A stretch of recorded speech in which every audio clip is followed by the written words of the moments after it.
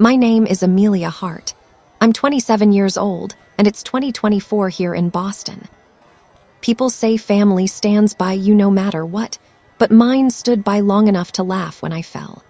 The night they mocked me for wearing my Waitress uniform to dinner, I promised myself they would never have the last laugh again. If you've ever been made to feel small by the very people who should have lifted you up, stay till the end, because what happened next still feels unreal. And if stories of courage and quiet revenge speak to you, make sure you're subscribed, because this one is just beginning. I can still smell the roasted garlic and white wine sauce that clung to my clothes after every shift. The Willow House glittered with candles and cutlery, but once the doors closed and the chatter died, I'd be left wiping tables under the hum of the fridge. Each motion felt mechanical, a rhythm built from exhaustion and pride. I wasn't embarrassed of the work. I was embarrassed that my life had shrunk to this. 3 years earlier, everything had been different. My parents ran a tiny antique shop in Cambridge, shelves stacked with clocks that never agreed on the time and china teacups nobody dared use. When the car accident took them, I thought grief was the worst part. I was wrong. Debt letters arrived before the flowers had wilted. Within months, the shop was gone. All I had left was a diploma, a pile of condolences, and bills that didn't care. The restaurant hired me out of pity.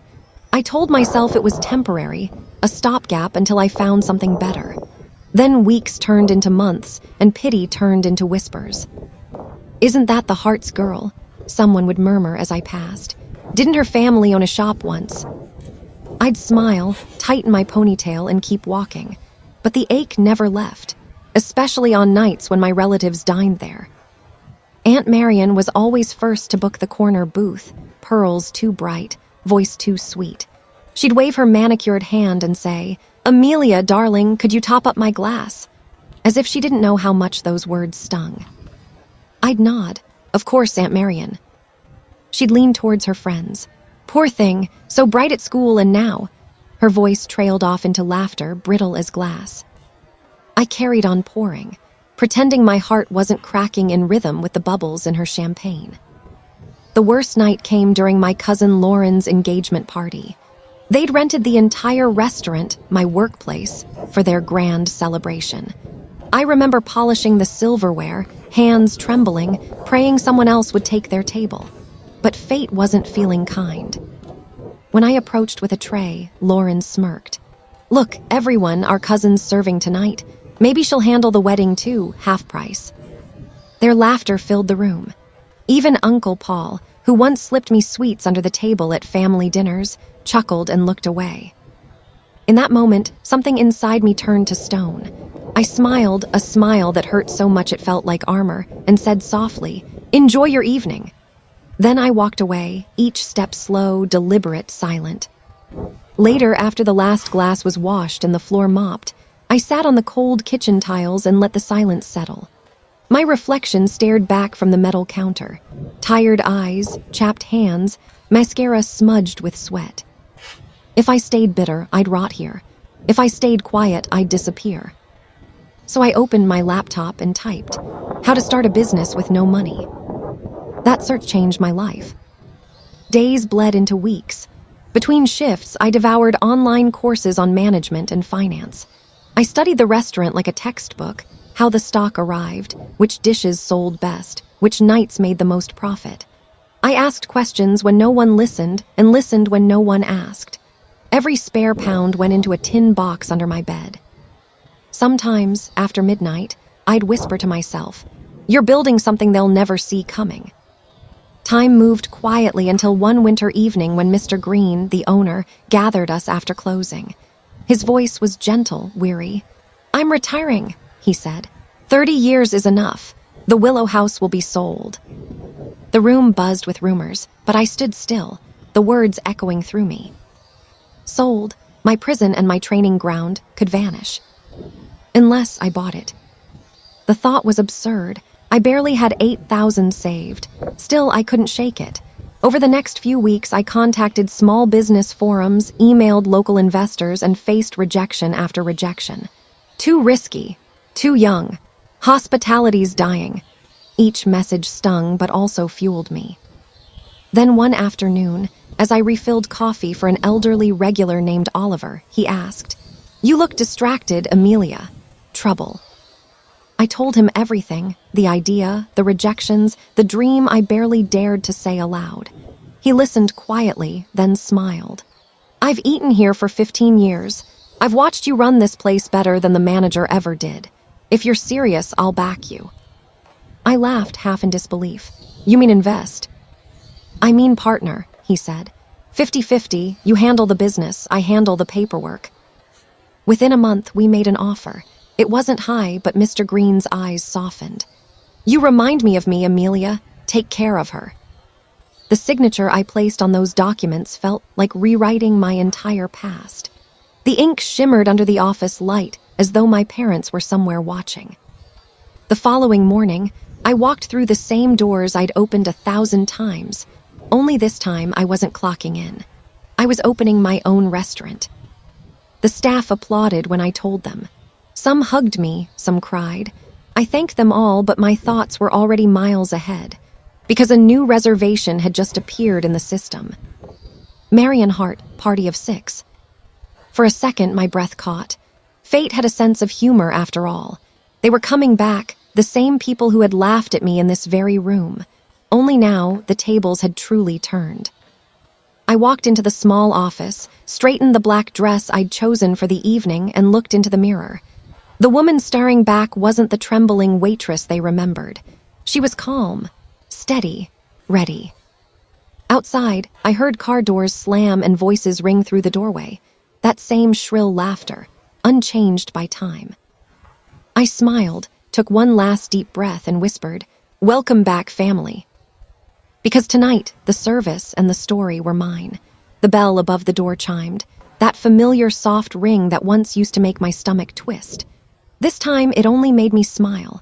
6 figures entered, wrapped in designer coats, voices sharp and confident as ever. Aunt Marion led the way, followed by Lauren and her fiancé, Uncle Paul, and 2 others I barely recognized. "Good evening," I said warmly, my voice steady. "Welcome to the Willow House." Marion glanced up, half distracted, half irritated. Then her eyes focused on me. Confusion flickered first, then disbelief. "Amelia," she stuttered, "you're still here." "Yes," I said, meeting her gaze. "I never really left." She looked around, expecting to see me in uniform, holding a tray. Instead, I stood at the front desk in a fitted black dress, tablet in hand. My hair was tied neatly, my voice composed, every movement deliberate. Lauren snickered quietly. "Still clinging on, I see." "Something like that," I replied, smiling politely. "Your table's ready." I led them through the softly lit dining room, past tables filled with laughter and candlelight. Every corner of this place told a story, of nights I cried in the storage room, of shifts I almost didn't survive, but now it was mine. They settled into the same booth they'd used for Lauren's engagement dinner. It hadn't changed, except for the gold plaque on the wall behind them. The Willow House, established 1994. Owned by A. Hart, 2024. Marion noticed it halfway through unfolding her napkin. Her eyes narrowed, lips curling in disbelief.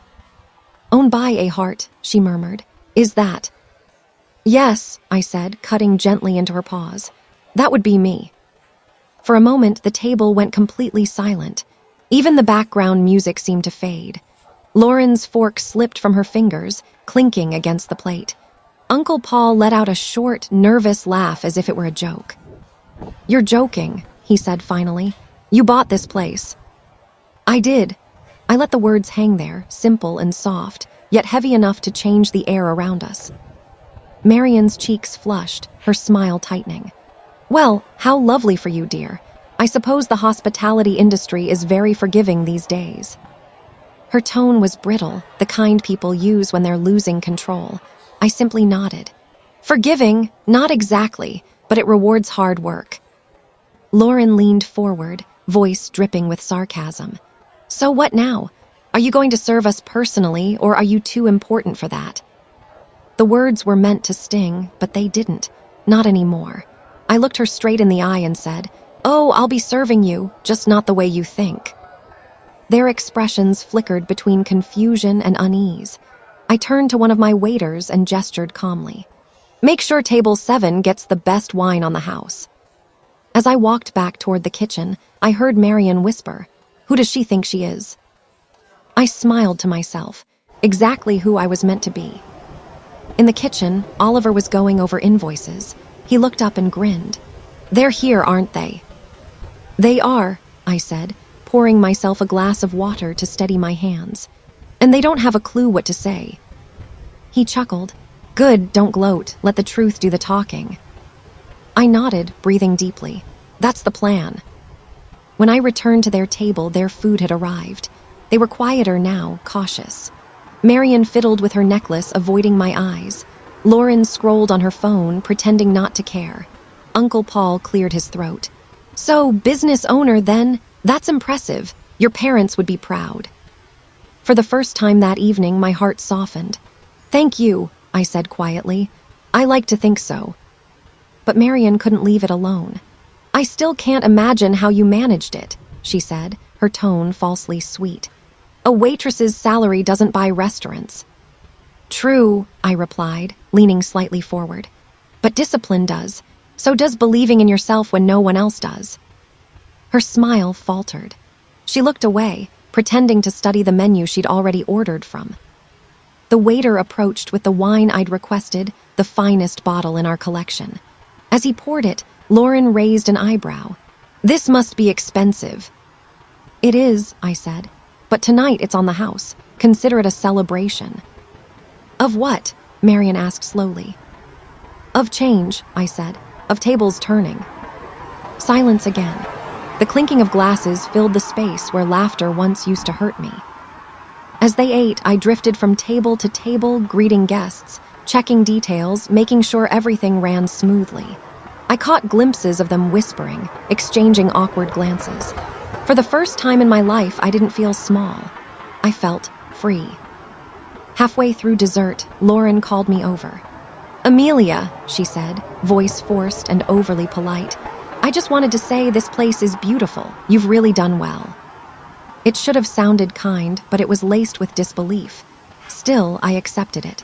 "Thank you, Lauren. It's been a long journey." When the bill came, Marion hesitated. "I assume we pay you now," she said, almost mocking again. I smiled faintly. "No charge tonight. Family gets special treatment." She blinked. "Special treatment?" "Yes," I said. "Tonight you dine as my guests, the same way I once served you." The message landed exactly as intended. Not cruel, not petty, just truth, standing tall where pain used to live. They left soon after, quieter than they'd arrived. Marion didn't meet my eyes as she thanked me. Lauren lingered for a moment near the door, looking at me like she was seeing someone she'd never really known. "Amelia," she said softly, "how did you do it, really?" I thought for a moment, then smiled. "By remembering every word you said and turning it into fuel." She nodded slowly, guilt flickering in her expression, then walked out into the night. When the door closed, I exhaled. The silence that filled the restaurant was peaceful, not empty. Oliver appeared behind me, clapping lightly. "Well," he said, "that's one dinner they won't forget." "No," I said, watching their car pull away through the window. "But it's not about revenge anymore. It's about finally feeling enough." He smiled. "That's growth, Amelia." I looked around the room, at the golden lights dancing across the walls, the quiet hum of conversation, the sound of life moving forward. The Willow House didn't just belong to me. It had become the proof that no humiliation lasts forever if you keep walking through it. As I turned off the last light that night, I whispered a silent thank you to the pain, the mockery, and the long shifts that had led me here. Because without them, I would never have learned how to build something unbreakable. And as I stepped outside into the cool night air, I saw a message notification on my phone, a name I hadn't seen in years. It read, "We need to talk, Lauren." My smile faded slightly. Because some doors never stay closed for long. The silence in the restaurant was almost holy, that kind of quiet that doesn't come from peace, but from shock. My relatives stared at me as if I'd turned into someone they couldn't recognize. Aunt Valerie's smile froze halfway. Uncle Richard's fork hovered midair. The words, "I own this place," still hung between us like invisible thunder. I could almost hear the echo of their laughter from years ago, that dinner when I'd come wearing a cheap black dress and told them I was working here as a waitress. "At least she's earning something," Aunt Valerie had said, and they'd all laughed. Now she wouldn't even meet my eyes. "Amelia," she said finally, forcing a smile, "darling, why didn't you tell us? We'd have celebrated." "Celebrated," I repeated softly. "You mean like you did when you laughed at me for serving tables?" Her face stiffened. Uncle Richard cleared his throat, trying to bring back the old authority in his voice. "Come now, we were only teasing. You were young. We didn't mean any harm." I leaned slightly against the table, calm, collected, my hands steady even though my heart was racing. "I know exactly what you meant. You just didn't think I'd remember." For a long moment, no one spoke. The other diners went on eating, unaware of the storm brewing behind table number 7. I saw the flicker in my cousin Emma's eyes, part admiration, part resentment. She used to post her new handbags online while I worked double shifts to afford rent. Emma finally broke the silence. "So, what happened? How did you I mean this?" I smiled. "It's a long story, but let's just say I learned how to serve people properly by owning the place." They laughed awkwardly, trying to turn the moment light again, but something in my tone made them sit back quietly. I could feel the power had shifted. The girl they'd mocked was now the one they needed to impress. The evening moved on slowly. They stayed, pretending to enjoy their food, probably deciding how to spin this story when they got home. I went back to the counter, my staff nodding at me with quiet pride. It had taken me years, nights of studying business books on borrowed Wi-Fi, saving tips in a tin box, investing in small ventures that finally led me to buy this restaurant when the previous owner retired. And yet, standing there now, I didn't feel angry. I felt measured, balanced, like the world had just corrected itself a little. Later, as they were leaving, Uncle Richard stopped by the counter. "You've done well, Amelia. Your parents would have been proud." That name, my parents, hit something deep inside me. I nodded, my throat tight. "They taught me everything that matters," I said. He nodded back, uneasy. Maybe for the first time he meant his words. After they left, I went to the corner booth, the one where I used to cry during closing shifts. The same chair, same smell of coffee and detergent, but now the light felt warmer. My phone buzzed with a message from the bank, confirmation of another payment clearing. The restaurant was officially mine, debt-free. Still, something didn't sit right. The night manager came over quietly. "Ma'am," he said, "one of your relatives asked if you'd be open to a business partnership. Said she's got investors from London interested." I frowned. "Who?" He hesitated. "Your cousin, Emma." I looked at the door, where she had just walked out minutes ago, smiling too easily. I knew that smile, I'd seen it before, right before every betrayal in my life. The manager walked away, and I sat there for a long time, the hum of the kitchen fatting behind me. Maybe they'd changed. Maybe they hadn't, but I'd changed. And this time I wouldn't let anyone use me as a stepping stone. The next morning I got a call from an unknown number. The voice on the other end was soft, polite. "Miss Hart, this is Edward Collins. I'm Emma's associate. We'd like to discuss an offer regarding your restaurant franchise. Are you available tomorrow?" Franchise, my mind spun at the word. The restaurant was doing well, but I hadn't thought of expanding.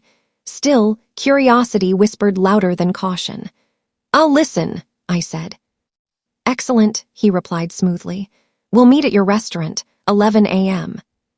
When the call ended, I stood by the window of my small office upstairs, watching the street wake up below, deliveries arriving, workers chatting, the first sun spilling across the glass front of the cafe. I could feel something stirring again, that same pulse of ambition that had once pulled me out of despair. Maybe this was another step forward, or maybe it was another test. That night, I found myself sitting in the quiet corner again, notebook open, making notes for the meeting. Expansion meant risk. Trusting my relatives again meant more. As I closed the notebook, I looked around, the same lights, same scent, same music, and thought of how life circles back.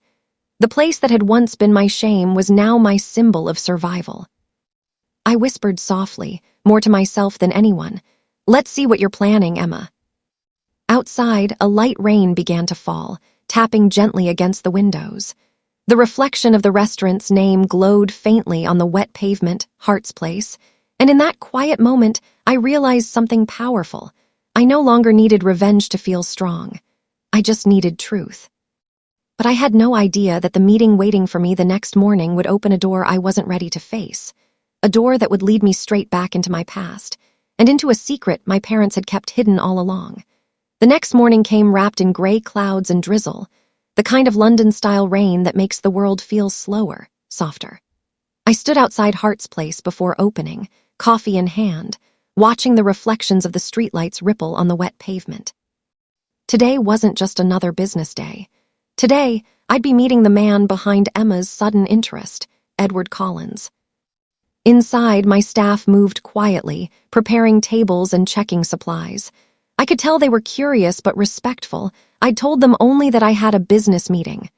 My heart, though steady, carried a low hum of alertness. I'd learnt to trust that instinct. It had never failed me. At exactly 11, the glass door opened. Emma walked in first, poised, polished, pretending to be casual. Behind her came a man in his 30s, tall, confident, the kind of charm that looks practiced. "Amelia Hart," he said, extending a hand. "Edward Collins, it's a pleasure to finally meet you." His grip was firm, his smile warm, but his eyes, they assessed, measured, calculated. "Coffee?" I asked, leading them to a quiet booth near the window. "Flat white, please," he replied. Emma ordered her usual oat milk latte, extra foam. Some things never change. "So," I said, once we were seated, "what's this about a franchise offer?" Edward opened a sleek folder and slid a few papers toward me. "Your restaurant's reputation is exceptional.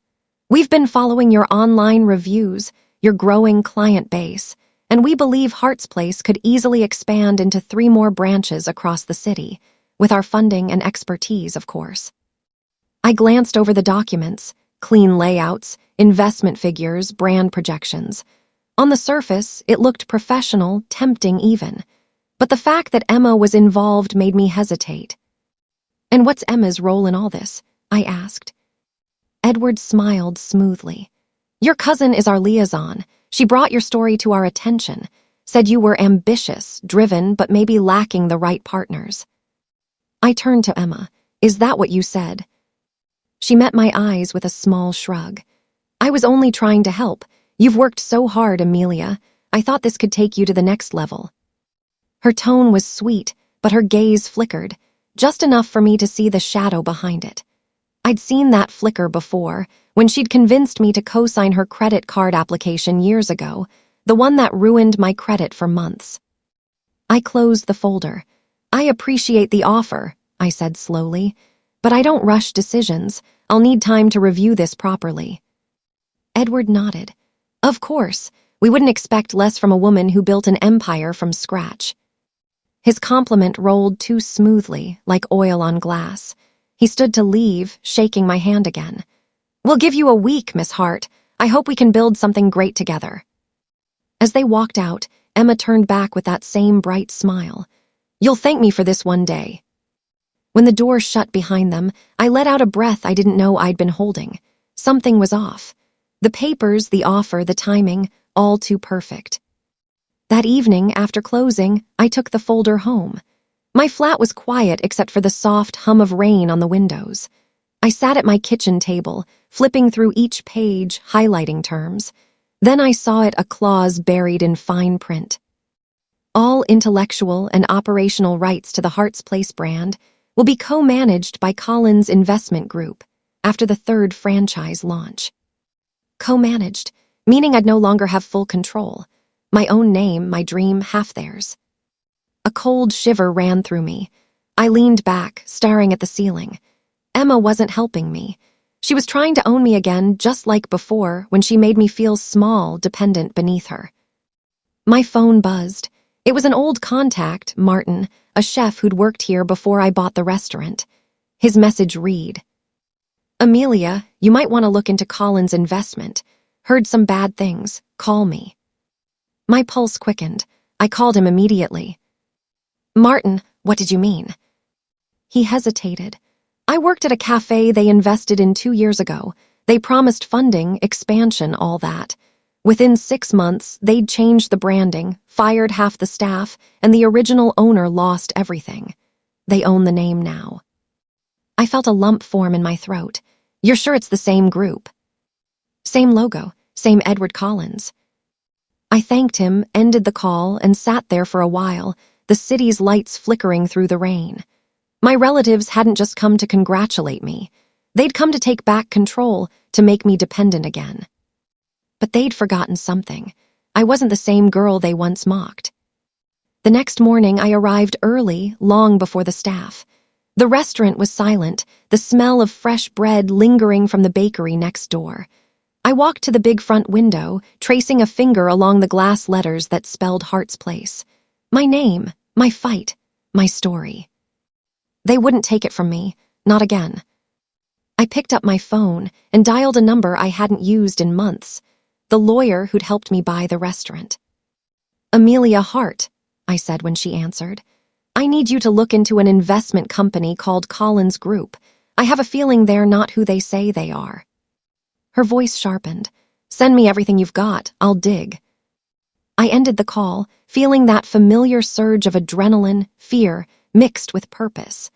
The same feeling I'd had years ago when I first decided to build my life back from nothing. I knew one thing for sure now. My relatives had just declared war. But this time, I wasn't the waitress serving their table. I was the woman who owned the whole building.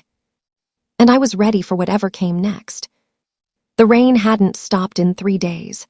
Boston's streets glistened under gray skis, the air heavy with that damp, metallic smell that always came before a storm.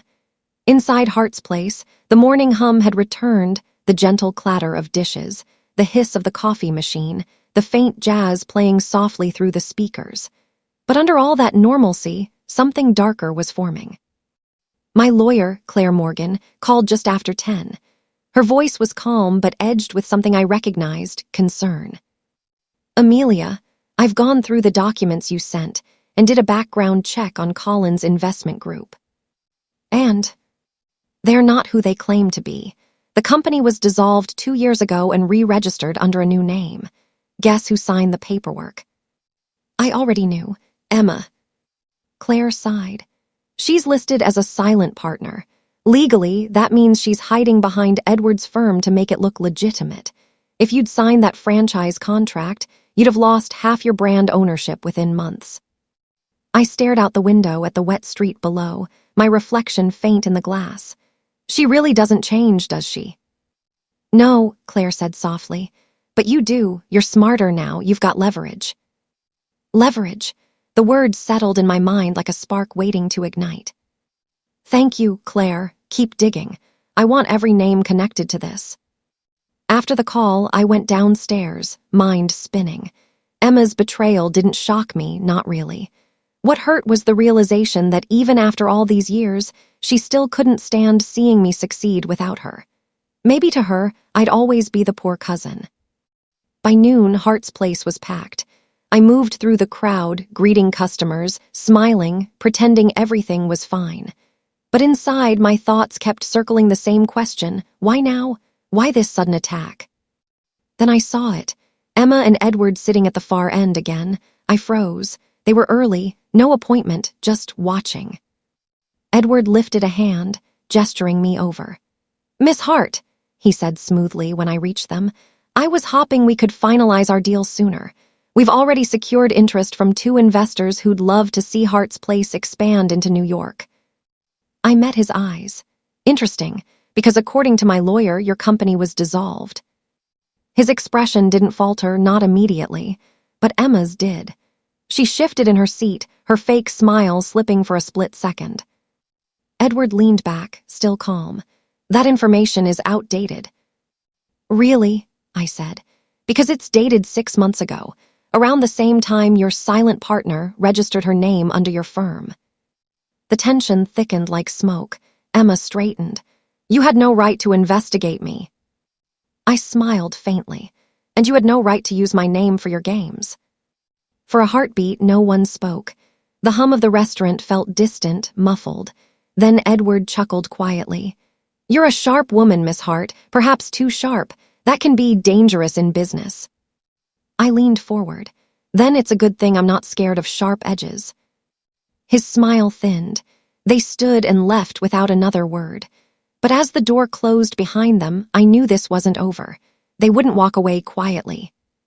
That evening, I sat in my office, replaying everything in my head. If they couldn't trick me legally, they might try something else. Reputation, sabotage, manipulation. I'd seen it before. Sure enough, the next day, a storm hit not from the sky, but online. Negative reviews began popping up on Google and Yelp, all written in the same style. Terrible service, rude staff, cold food. Fake names, dozens of them. Within hours, bookings started to drop. My manager, Paul, came in pale-faced. "Someone running a smear campaign," he said. "Our reputation's tanking fast."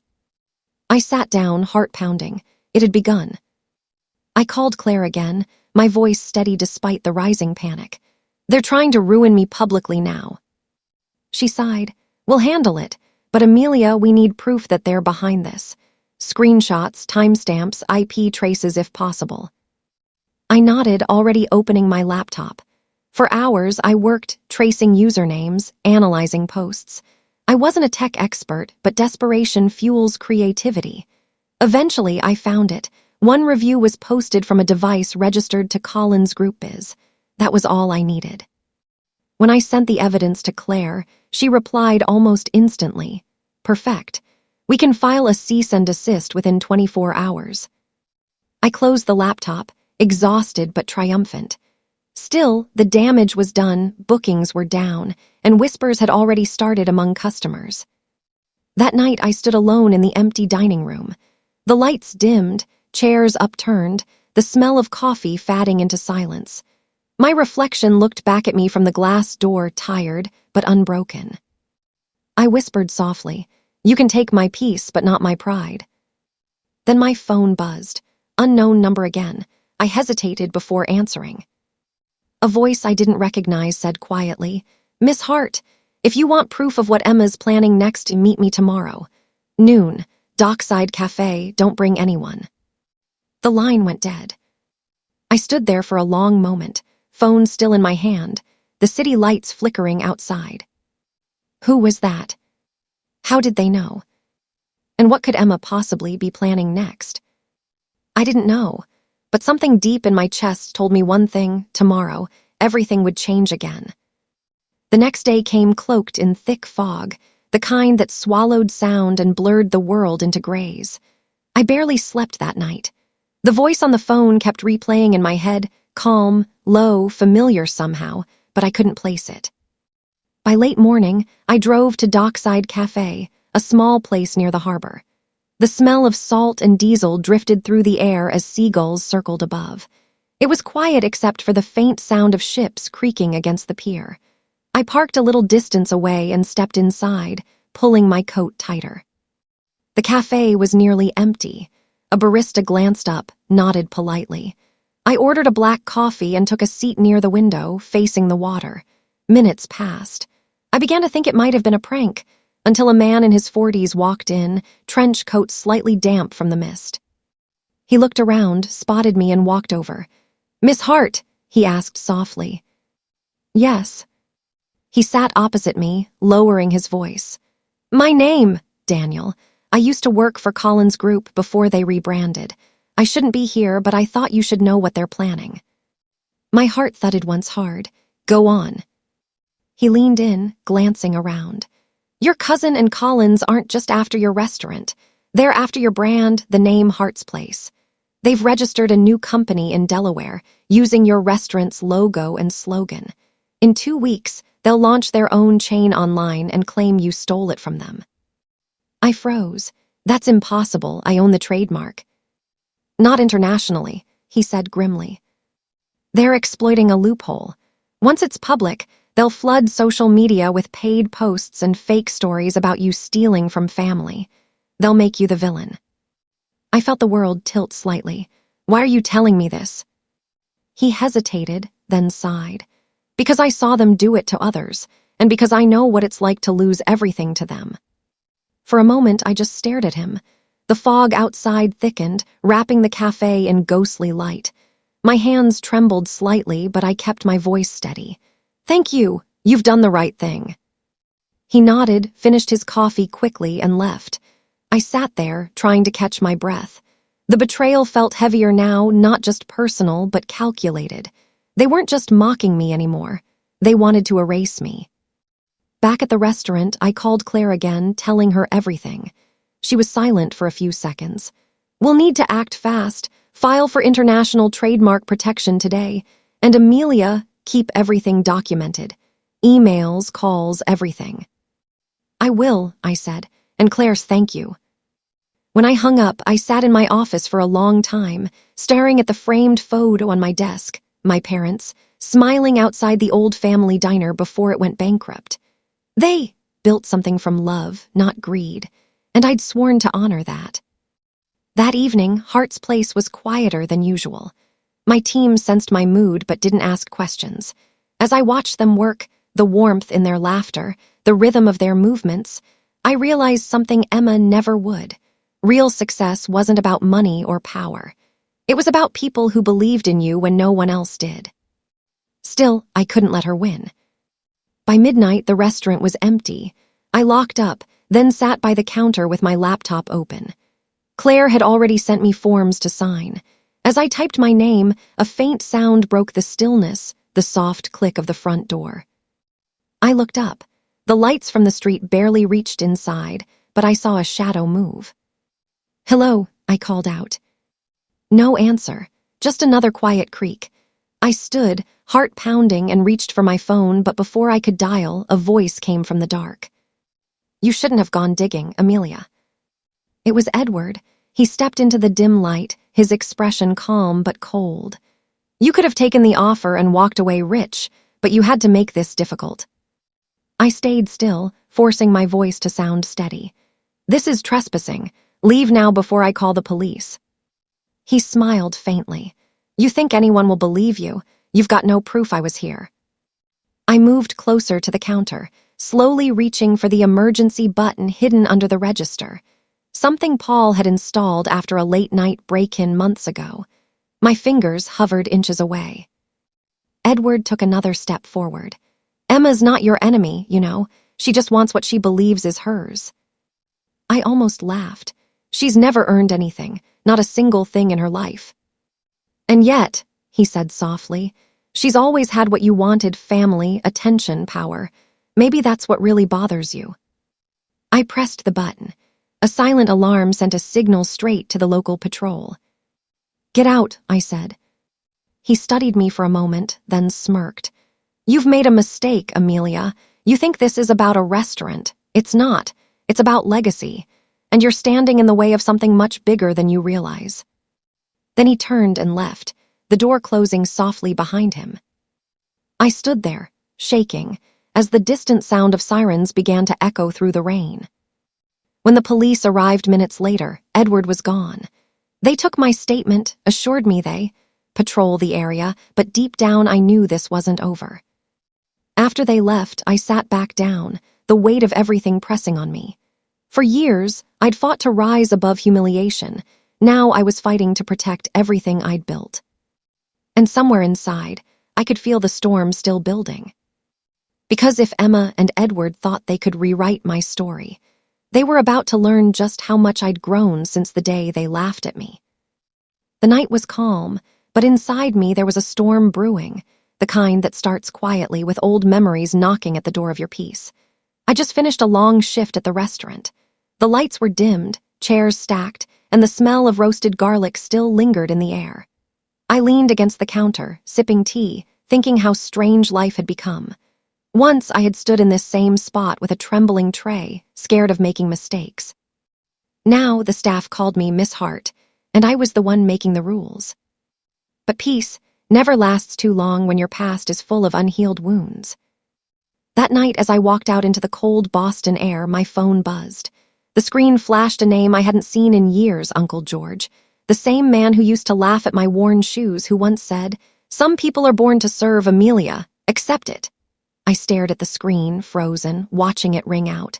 For a moment, I thought it might be a prank. But then, a message appeared. "Amelia, we need to talk. It's about your parents' house."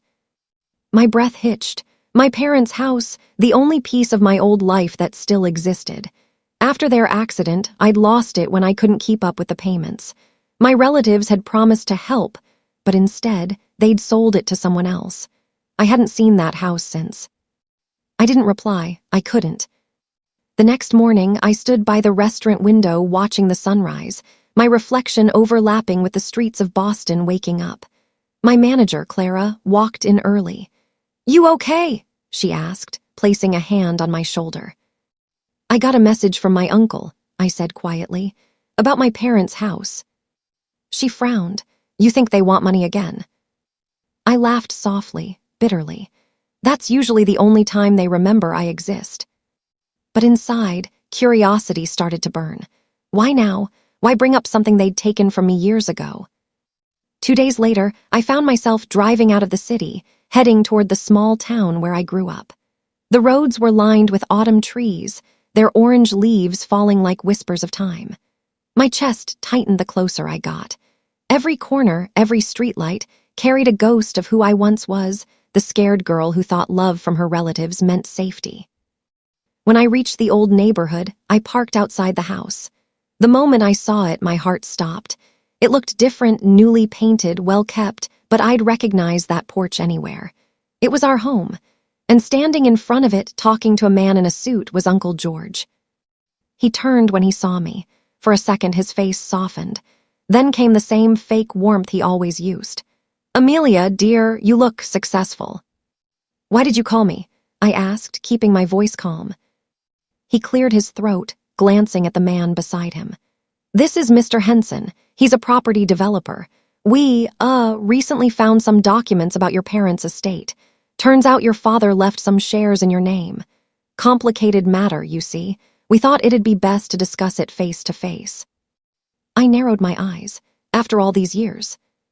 "Family should stay connected," he said with a smirk. It was the same tone he used when he once took my father's old watch for safekeeping. As we walked around the house, I noticed the man in the suit watching me too closely. Something felt off. "What is this really about?" I asked. George sighed, pretending to be patient. "Look, Amelia, we're just trying to resolve a few ownership issues. But the thing is, you might have legal rights here, and if you cooperate, it could benefit all of us." "Benefit you, you mean?" He didn't answer. Inside, my old bedroom still had the same window view, the one I used to stare through on stormy nights. For a moment, I felt 12 again, clutching my mum's scarf, praying she'd come home safe. My throat tightened. "Do you want the house back?" George asked suddenly. I turned to him slowly. "Why?" He smiled faintly. "Because it's valuable now. Developers want it. And if you sign your rights over, we can all make a nice bit of money." There it was, the truth. Not guilt. Not reconciliation. Just greed dressed as family. I looked him dead in the eye. "You sold it once without asking me. Now you want me to sell it again? No, I'm not interested." He chuckled softly, the same cruel sound that once made me feel small. "You've changed, Amelia. Got a bit of attitude now that you've got money, eh?" I stepped closer, my voice steady. "No, Uncle. I've just learned what self-respect sounds like." His smile faded. "Be careful who you cross, dear. Family can turn fast." "I know," I said. "You taught me that." I walked out, the crunch of gravel beneath my shoes echoing like closure. But as I reached my car, I caught sight of the man in the suit making a call, his expression tense. Something told me this wasn't over. That night back at the restaurant, Clara noticed I was distant. "What happened?" she asked. "Old ghosts," I whispered, "and they're knocking louder this time." She sighed. "Maybe you should just let the past rest." "I tried," I said softly, "but it keeps finding me." Later, I sat alone in my office, staring at my reflection in the dark window. I thought about my parents, about the dreams they had for me. Maybe this wasn't just about revenge or pride anymore. Maybe it was about honoring them by protecting what was left of their memory. Then my phone buzzed again. A new message appeared. "You made a mistake, Amelia. Walk away before it's too late." No name, just those words. My hand trembled slightly as I set the phone down. Outside, thunder rolled in the distance, faint but growing. I looked out at the city lights and whispered, "If this is another test, I'm ready." But deep inside, I felt something was about to unravel. And this time, it wouldn't just test my strength. It would test how much forgiveness a heart could hold before it finally breaks. The rain fell in slow, heavy drops that night, like the city itself was warning me to stay home. But I couldn't sit still. Ever since that anonymous message, "Walk away before it's too late," my thoughts wouldn't stop spinning. Who sent it? George, the man in the suit? Or someone else tangled in this old family mess? At around 10:30, I locked up the restaurant and stepped out into the empty street. The sound of rain against the pavement was oddly calming. I thought maybe a quiet drive would help me think.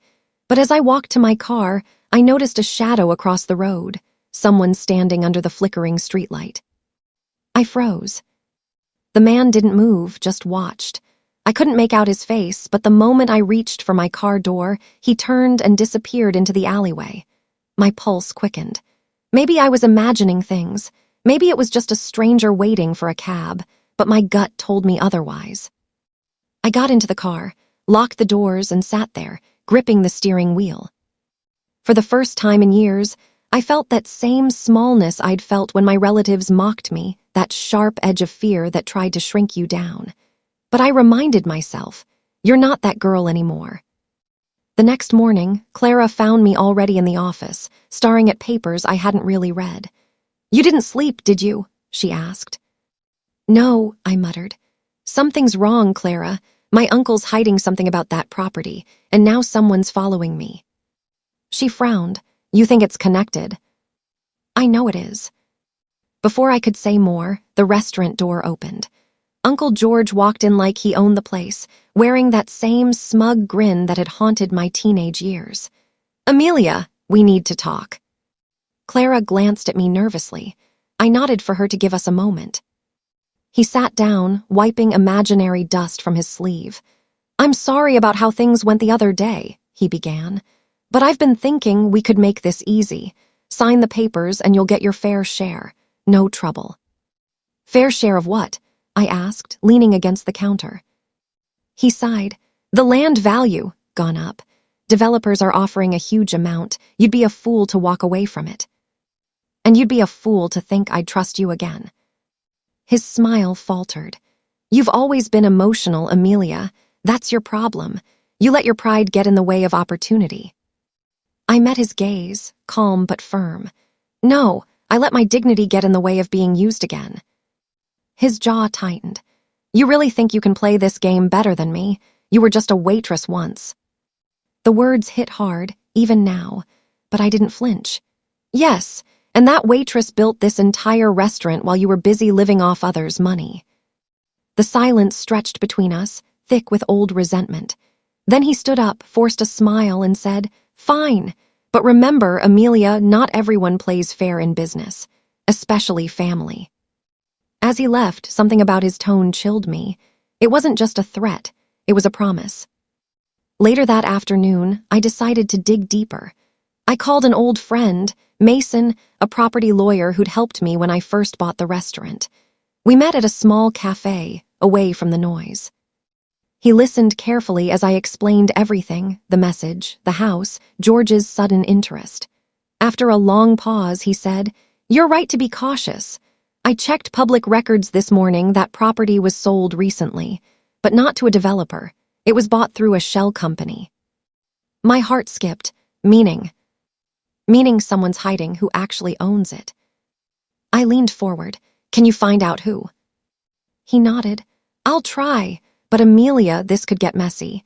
If it's family, they might have used your name somewhere in the process, to make it look legal."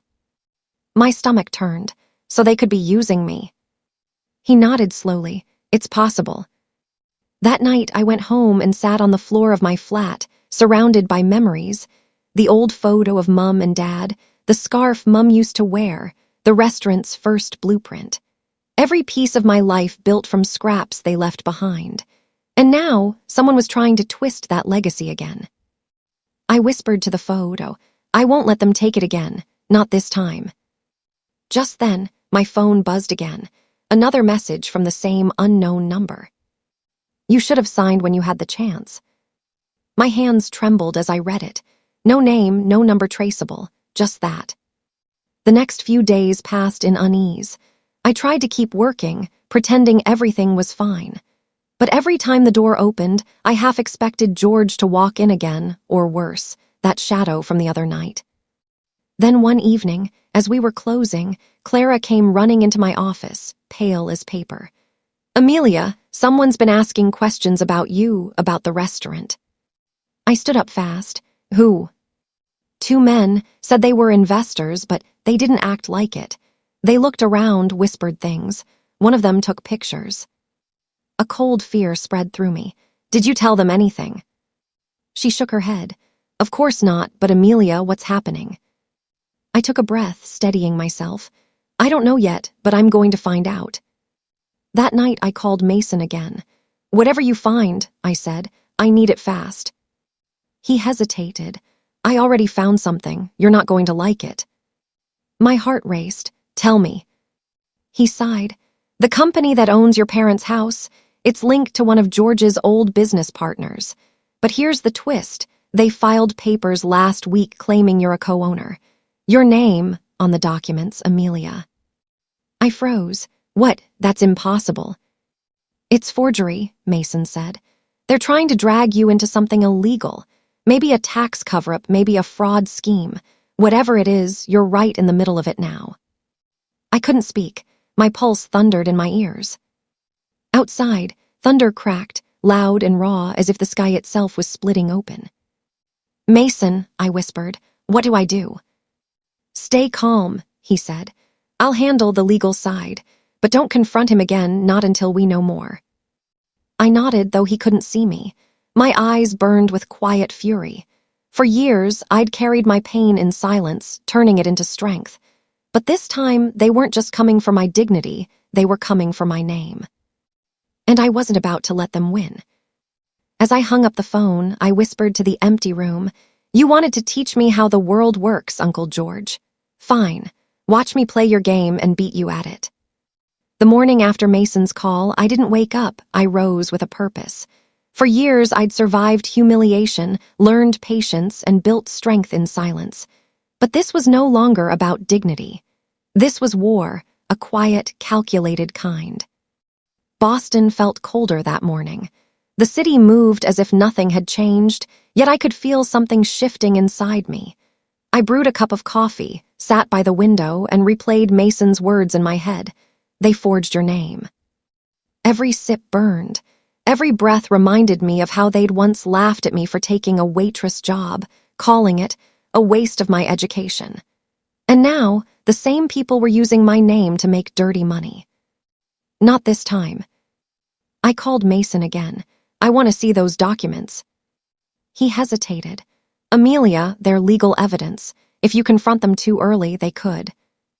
I won't confront them, I said. Not yet. I just want to see how far they've gone. He sighed. All right, meet me at my office in an hour.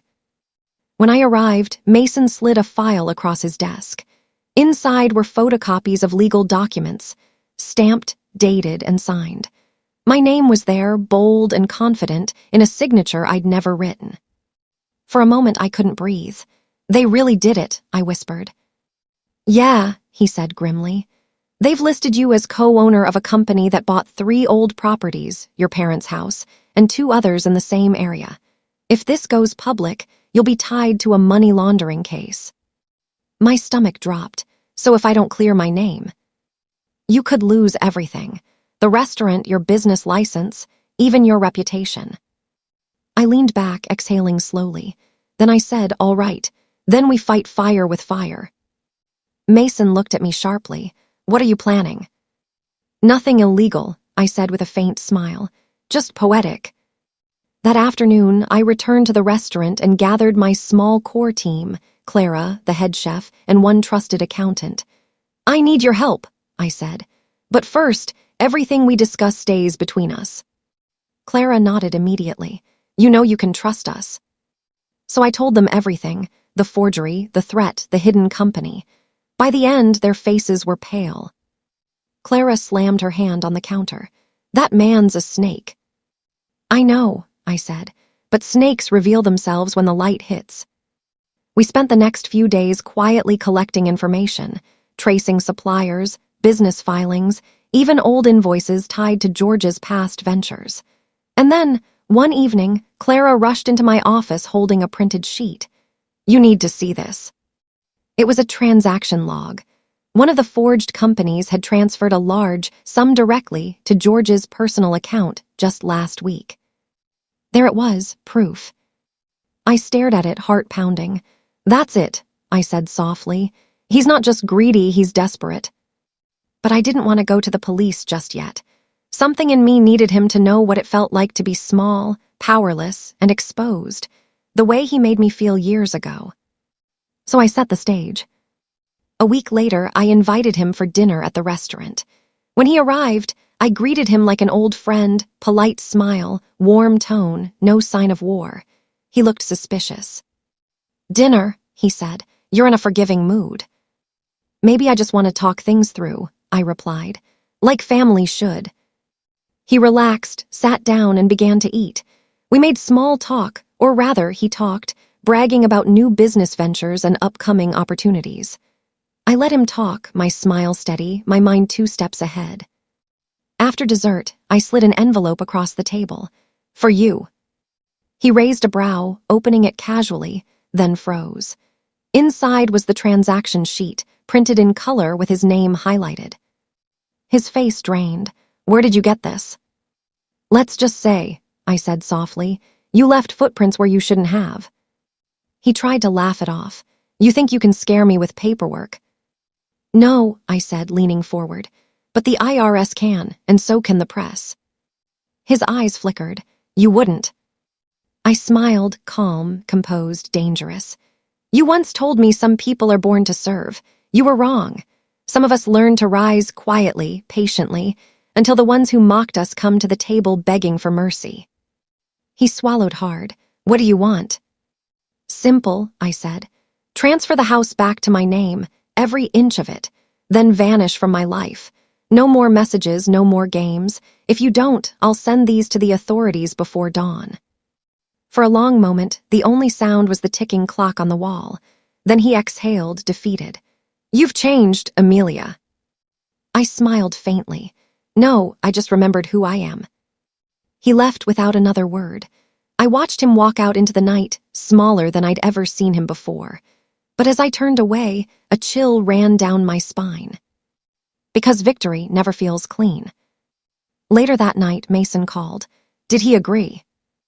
Yes, I said, but I don't think it's over. Mason sighed. You might be right. I've been digging further, and Amelia, George, isn't the only one involved. Someone else owns shares in that company, too. I frowned. Who? There was a pause, then his voice lowered. Your cousin, the one who used to work in finance, Evelyn. I froze, my pulse quickening. Evelyn, the one relative who'd shown me kindness once, who'd quietly slipped me $50 when everyone else mocked me. I whispered, no, not her. I'm afraid so, Mason said. She signed half those papers. I hung up the phone slowly, my chest tightening. It wasn't just betrayal anymore. It was heartbreak. I walked to the window, looking at the city lights, the same lights that once felt like hope. And in their reflection, I saw something new in my eyes, not just strength, but resolve.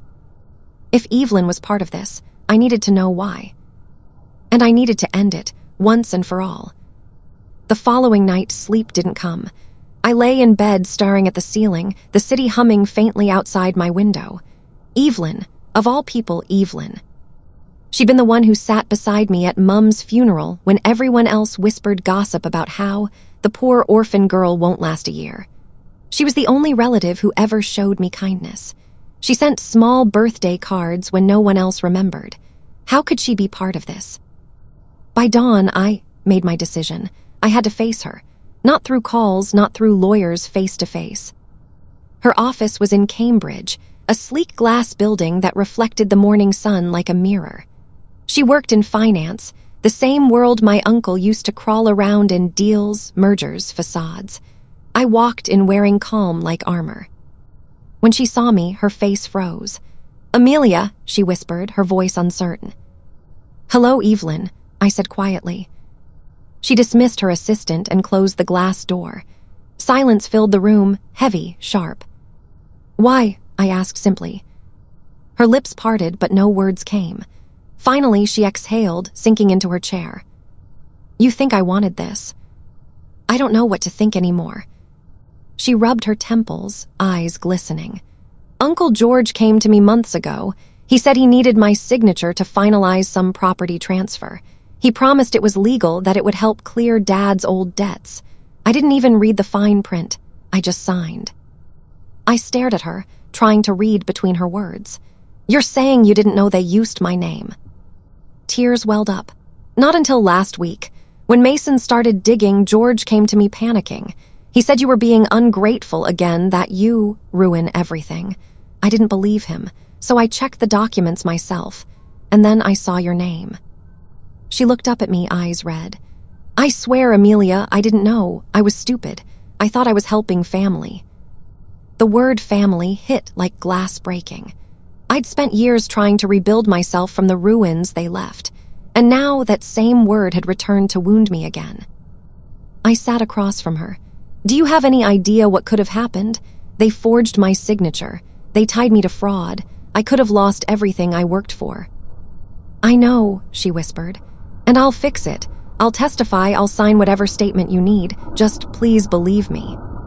For a long moment, I said nothing. I watched her, torn between anger and empathy. Part of me wanted to lash out, to make her feel the same helplessness I once did.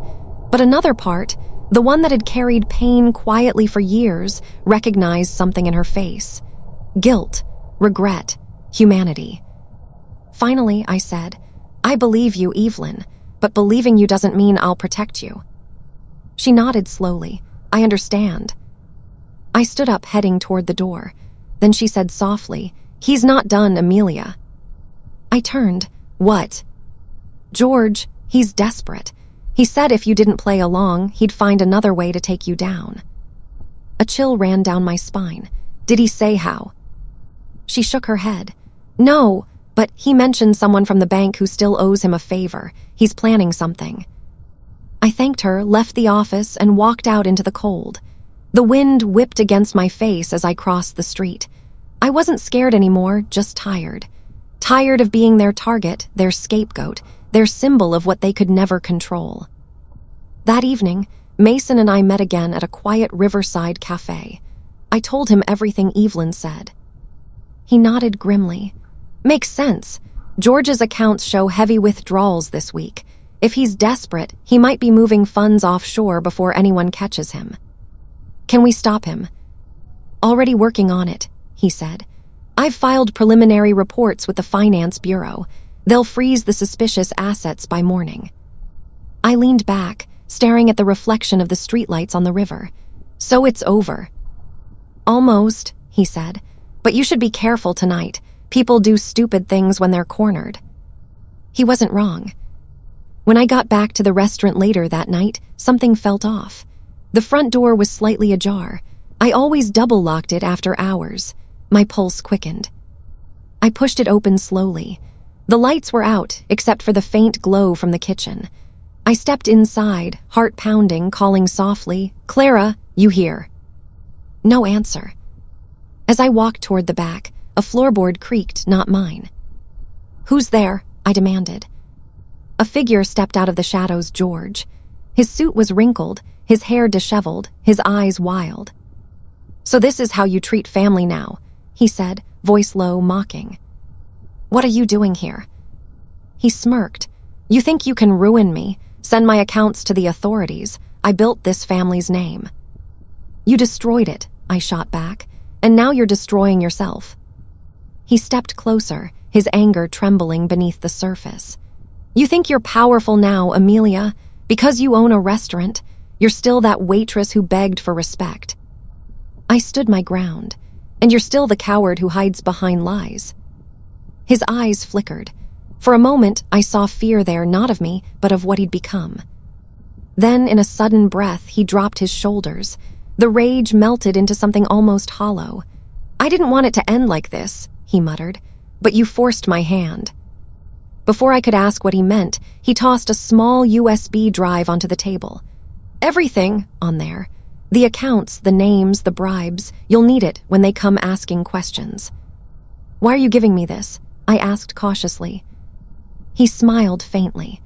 "Because when you tell your story, at least you'll have proof I was worse than you ever thought."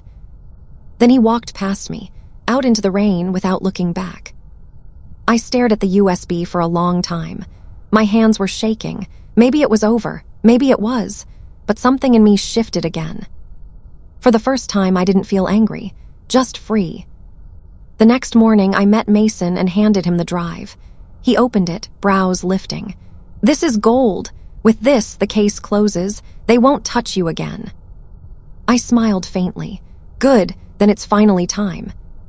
"Time for what?" "To stop surviving," I said quietly, "and start living." That evening, I visited my parents' old house. The papers were signed. It was legally mine again. I walked through the front door, breathing in the scent of wood and rain. For the first time in years, I didn't feel like that frightened girl anymore. I stood in the living room, whispering to the silence, "We're home." And in that stillness, I realized something. Revenge hadn't given me peace, forgiveness had. Not for them, but for myself. For the years I spent chained to their cruelty. Sometimes, the real victory isn't proving them wrong. It's proving to yourself that you never needed their approval in the first place. Outside, the rain stopped. The world felt quiet, and finally, so did I.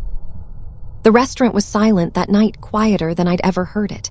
Only the low hum of the lights above the counter and the faint tap of rain against the glass kept me company.